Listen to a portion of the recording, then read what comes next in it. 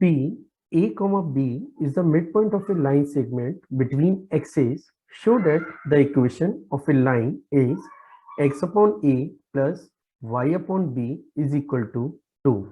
So let's see how we are going to solve this problem. तो पहले मैं आपको क्वेश्चन के पार्ट को एक बार एक्सप्लेन कर देता हूँ कि क्वेश्चन क्या है। आपको एक लाइन गिवन है, let this is a line, fine. और इस लाइन का आपको मिड पॉइंट दे रखा है बिटवीन द कोऑर्डिनेट एक्सिस, ठीक है। लेट अगर ये कोऑर्डिनेट एक्सिस को ए और बी पॉइंट पे जाके मीट कर रहा है तो ए और बी का मिड पॉइंट आपको क्वेश्चन में गिवन है which is A comma B. और in the question he was asking कि find out the equation of a given line, हमें लाइन का इक्वेशन निकालना है। तो चलिए पहले थोड़ा कंसेप्चुअल बात कर लेते हैं कि क्या कंसेप्ट हमें यहाँ पे रिक्वायर्ड होगा।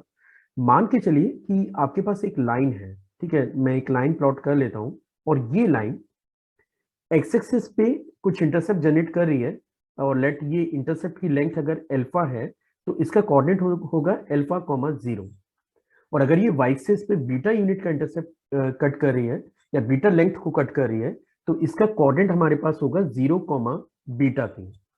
और intercept form of the line की अगर मैं बात करूं तो उसका फॉर्मेट होता है x अपॉन अल्फा प्लस के y upon beta and this is equal to 1। For example, अगर मान के चलिए मेरे पास एक लाइन है और आपको अगर ये पता हो कि ये लाइन एक्स एक्सिस पे मान के चलिए 2 यूनिट का इंटरसेप्ट जनरेट कर रही है तो इसका कोऑर्डिनेट हो जाता है 2,0।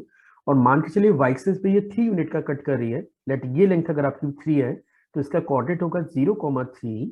और अगर कोई पूछे कि इस लाइन का इक्वेशन क्या होगा, then the equation of a line is x upon 2 plus y upon 3 and this is equal to 1।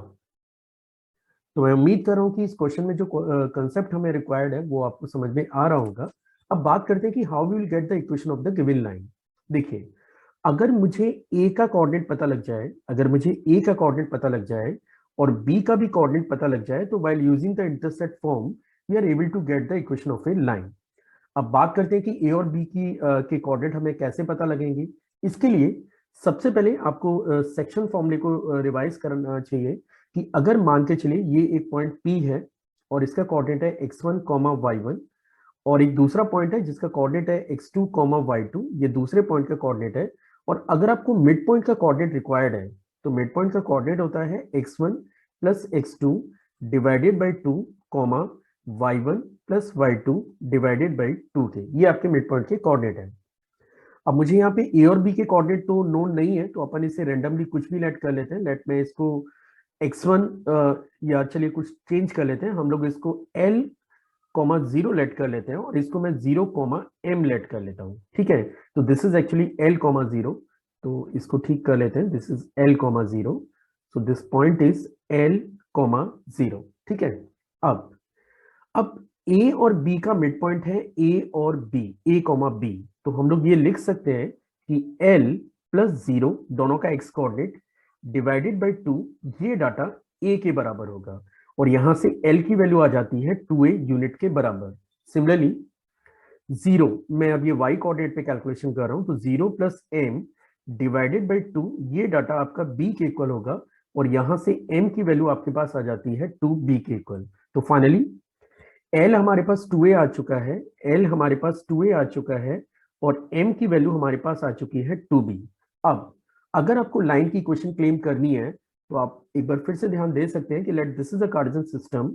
ये आपके पास एक लाइन है और आपने अभी अभी पता किया है कि ये जो पॉइंट है, मतलब अगर मैं इसको ओरिजिन लेट करूं तो ये जो लेंथ है इट इज एक्चुअली 2a।